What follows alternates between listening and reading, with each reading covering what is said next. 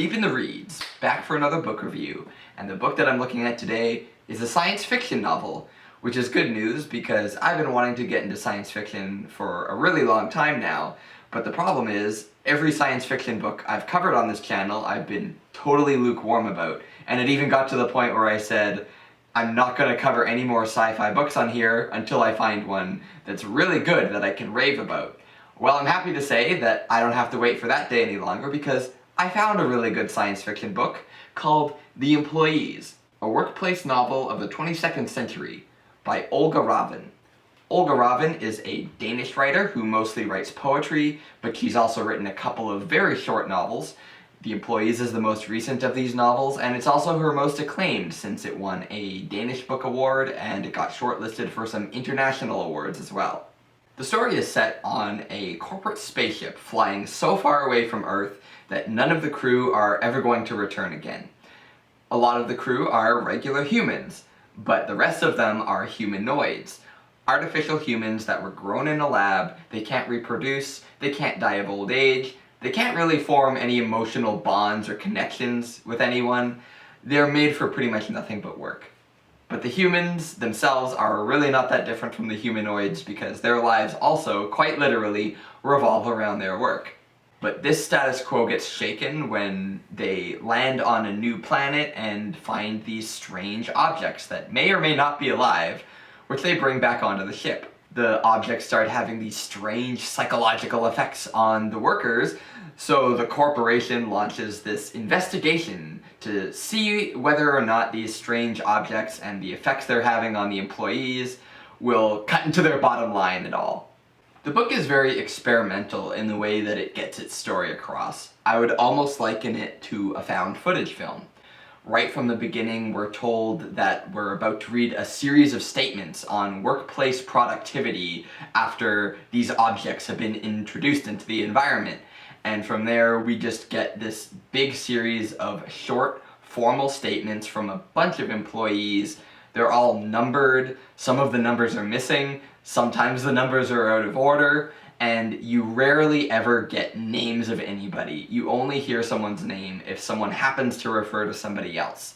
Same thing goes with whether they're human or humanoid. Sometimes you'll be told, but most of the time you're just kind of left to guess. It's really a collective character of the employees as opposed to a series of individuals to follow, which is a really effective way of communicating how these people have been dehumanized through their workplace in the story. Through these short little snapshots into the world, you only get a sort of vague picture of how things are. You never even really understand what the employees' jobs even are, and even the effects of the objects on them are left sort of vague. You understand that the objects are able to sort of implant sensations or feelings into their minds for the employees that are around them, and then the effects that come out of that seem to just shake the employees out of their collectivized stupor in which their humanity has been whittled down by corporate life. While this story is very disorienting in ways, while it feels like only listening to one half of a phone conversation, your understanding of the situation begins to grow, and this very ominous, creepy vibe begins to penetrate these very impersonal statements. The humans are prone to what the corporation calls nostalgia attacks, or falling into these really deep depressions over the existential horror of being nothing but a worker drone for life. And so they have these little creepy ways of managing these emotions. The humanoids, on the other hand, don't really get this whole life outside of work thing. They're kind of confused about human emotions in general. That is until they come in contact with the objects and they start questioning their work-obsessed existence right alongside the human employees. Now, of course, this questioning of life starts to put the employees at cross purposes with the corporation. There's also this great sense of rising tension as you see the ways that the corporation is manipulating what you're reading. And they're able to manipulate and change some workers in order to better suit the model employee using futuristic technology to control them. All of this contributes to a increasingly creepy tone as you read along. And again, Ravn is able to do this in such a simple way with only using these very short, impersonal statements one after the other. It's amazing what she's able to pull off with such a simple format and so few pages. And then it all coalesces at the end of the book in a surprisingly emotional climax. For such a tiny little novel, The Employees has a lot going for it, and it really resonated with me. I loved its critique of hustle culture, of soulless corporate jobs, and our work-obsessed society. Many people really do struggle to find an identity for themselves outside of work. When I was working regular jobs, people would brag about how many hours they were working. They would anchor their whole identity around their menial job. I also saw a lot of people in dangerous working positions, and when they complained or said anything about it, they were criticized for not being a team player. Most importantly of all, for this novel's message, a lot of us cannot conceive of a society that isn't obsessed with working away the best years of our lives for the enrichment of a faceless corporate master.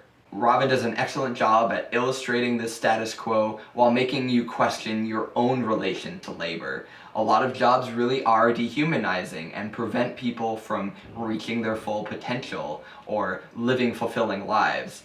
And so you are kind of forced to confront that when you read a book like this. You're made to ask, what would you do to make your life more fulfilling and pull yourself away from the grind? Aside from the commentary on corporate and work culture, there's a lot of other motifs running through this book that would make multiple readings rewarding. For example, there's a lot of references to the cycle of life and how even this basic aspect of humanity is being whittled away, but the characters all express this unconscious desire to be part of that cycle of life, whether it's to have children or to care for one another or to age. There's a lot of references to pregnancy and eggs. I almost wish that Olga Ravn had gone further with developing this book, but at the same time, the enigmatic, open-ended nature of this story is just part of how it works. So you just have to kind of accept the bare bones approach as how this book functions. I'm also usually not a fan of books that aren't character-driven, and The Employees is about as far from being character-driven as you can get. But there is a point behind that, you know? The corporation has eroded everybody's individuality and reduced people to just being a bunch of nameless numbers and data points. So, although the book does feel cold in a lot of ways, that coldness is part of the mood and the theme that Ravn is trying to immerse you in. And I'm still very surprised, like I said, by how much emotion she's able to wring out of that premise by the end of the book. The Employees is able to take familiar sci-fi tropes like robots learning to feel, pod people, and a hyper-capitalist mega-corporation controlling everything, and give it a fresh twist by zooming in on what would be the background worker drones in any other sci-fi story. This is great science fiction, highly original. I would give it a solid 8 out of 10. I highly recommend it if you're into science fiction at all. It was a little disorienting at first with the weird format, but once the story caught me, it never let go. So this novel took me like 2 hours to read. There's no excuse not to read it. You'll fly right through it, so pick it up if you can. And if you've already read it, what did you think? Do you have any theories about that ending there? And have you read any other good sci-fi lately? I'd love to hear from you. But yeah, that's me. I've been deep in the reads, and I'm done now, so you can leave. Bye!